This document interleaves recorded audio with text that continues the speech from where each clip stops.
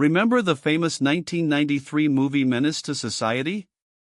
I bought the beer and dropped it. You bought the beer bottle at 11:15. Everyone was talking about that teen crime show, and reviews went both ways. But here's the catch, it was made by the genius Hughes brothers. Yes, those are the same brothers who gave us Dead Leaders. Listen to me, and then look at him.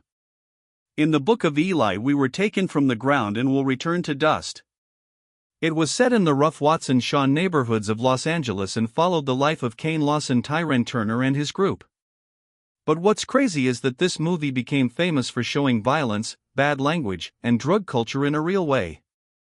Damn it! The play has been praised for its realistic portrayal of city life and the direction of the actors. Are you ready to do this? This is where things really get interesting. I am about to tell you some weird things about how this movie was made. Bear with me. Like really weird, here are 14 strange facts about this movie that will make you cringe and wonder how it all came together. I know you're not that stupid to be giving the thief the take.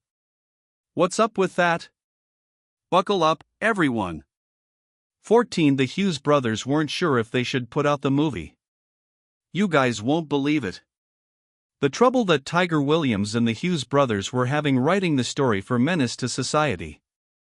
They saw the ads for Boys in the Hood 1991. We have a problem here. We're having trouble, __. They were like, what the heck is going on, and thought their movie dreams were over. This movie got a chance from Bob Shane New. In the past, I wouldn't have said this, but I think a lot of it was Boys in the Hood's fault. They thought, game over. Our movie is already done. After seeing Boys in the Hood, though, they were like, we're good. It turns out that their movie Menace to Society was meant to have a very different mood. Dark, grimy, and hopeless. He wouldn't have put us here, just look at where we stay. That's what Wild Boys in the Hood was all about. Hope and comfort in two different places with two different messages, and we wanted Ministry Society to be the opposite of that. We also wanted to find out why so many kids don't make it out. 13. Some scenes were added to make people feel things. Check out this juicy behind-the-scenes story. You know that sad scene where Purnell goes to see Kane in jail and asks, "How are you, man? Why don't you ever come see me?" Well, here's the deal, that part was added to the story a long time after New Line Cinema had it. It sounds like the company thought the movie was too dark and gritty and wanted to add more heart and soul to it. That kind of thing. They wanted it to be happier, lighter, and all that. They went back to the drawing board and came up with that moving scene where they visit a prisoner. It's hard to believe. Concerning, but that scene, which is now an important part of the movie, wasn't really part of the plot. But it gave the movie more meaning, and we're all better off for it. 12. There were 305 times the F-word was used in the movie. Prepare to be shocked by this fact. There are a whopping 305 times the F-bomb and its versions used in the movie. What the heck is that? That's right. Talk in the show is straight fire, and there is a lot of bad language. Number 11, you've been warned. MC8 just made up most of his lines on the spot. Dog, you hear what I'm saying? Get the ___ back, he said. This cool fact will blow your mind. A lot of MC8's lines were changed to make his part in the movie better. What the heck is going on with Con Lobster? What's up with that fool? He wanted to keep it real, tough, and real. He used what he had learned from his own life to bring that gang life to the big screen. Growing up in the hood put me in a lot of situations where I was able to add live. Take a look. You want a movie about the streets to feel real, right? You want the actors to bring that fire, that emotion, and that honesty to the screen. MC8 did the same thing to the Wax Boy. You could have done it much better. He gave his part his all, and it shows in a lot of ways. Language wasn't planned out. It was just how I felt. That's why I think I was put in the movie. By making up most of his lines on the spot, MC8 was able to use his own life to give the movie a level of realism that's hard to beat. Not only did he read lines from a script, he lived the part, breathed it, and brought it to life in a way that is powerful and memorable. Number 10. The filmmakers were not sure if they should make some scenes. Picture-packed. Get ready for a big change in the story. Kane and Ronnie's famous "Hey, that's not cool" scene. In fact, things almost didn't end that way. In the movie's original cut, they only kissed and then the scene cut away. But people who saw test showing of the movie said, no, that's not enough. The directors said, okay, let's give them what they want. During reshoots, they went back and shot a whole love scene.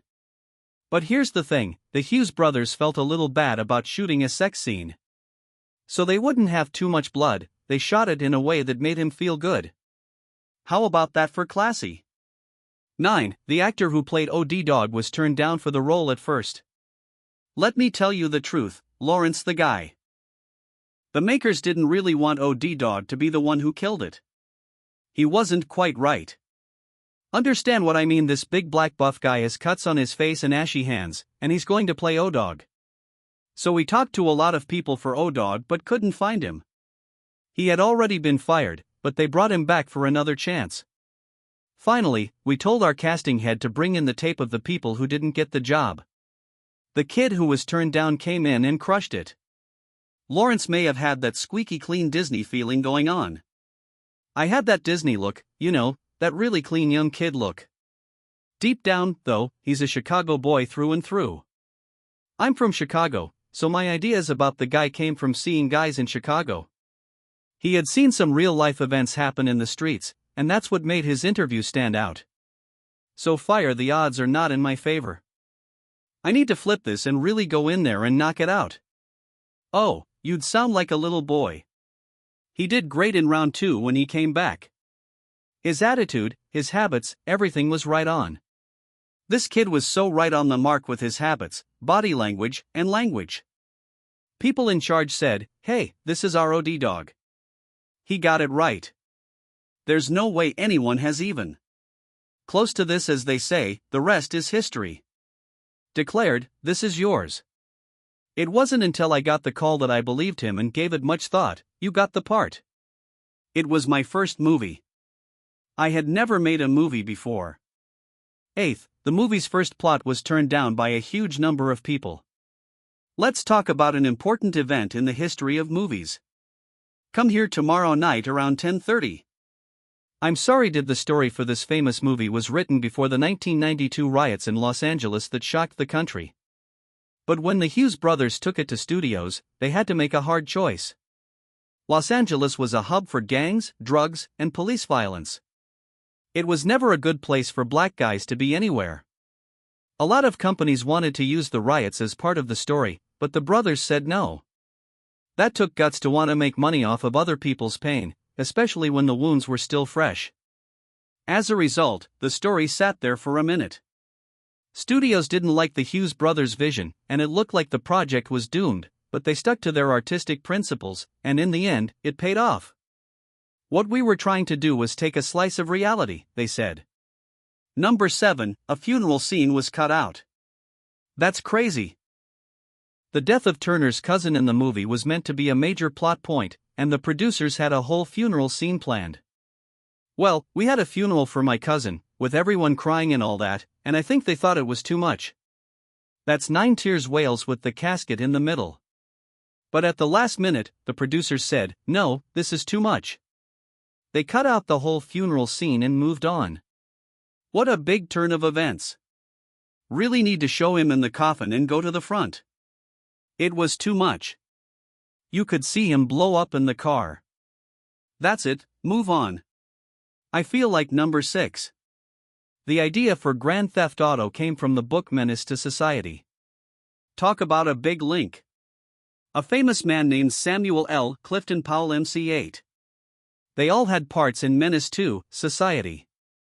But what's even cooler is that they later turned up as major bad guys in the 2004 hit video game Grand Theft Auto, San Andreas. CJ, you're not fat enough. You should put on some weight. I'll buy Clockwork if I want it to bother me. Making sure you're safe, dude. It's also the but here's the thing threat. To be exact, Society was one of the main ideas behind the game. What streets? And the rough world of Menace 2 really helped make the game feel dark and fierce. 5. Mind-blown. Tyson Turner looked good, but he wasn't good at playing. You guys won't believe the directors said that Tyson Turner was the clear favorite to play Kane. That guy has that face. You feel me? Tyson Turner wasn't even good at acting, but he had that look that I think everyone could kind of live through. We got a lot of pushback from. At the time, he was a raw star for New Line. But his acting skills were said to be terrible. There was a huge mess at the first practice. The first practice didn't go so well. Oh well, wow, is this guy going to be able to do the part? Was the question everyone had. But here's the twist, they got a teacher to get him in shape, but we found him our own, and by the time we were filming, he was already in great shape. He was up for it. This is how you hold it, and then you pull a trigger. Talk about a kid who is back. Fourth, the movie pretty much showed how to make crack from start to finish. Get ready, because I'm about to tell you a juicy secret that will blow your mind. So you remember that intense scene in Menace 2 where Kane is making crack in base pie? Here is the tea. The Hughes brothers had to tone it down because the studio thought the first scene was too real. For real, it was like a step-by-step guide on how to make crack. We said, we can't have that. They told the brothers to cut it down, so while right number 3 they kept getting close on set with Tupac and Jada. Listen up, you might not know this, but Jada and Pac were having a great time on set. Thug and Jada were wrestling when I saw them. What do you mean by wrestling? Like homies, like when you fight your dad?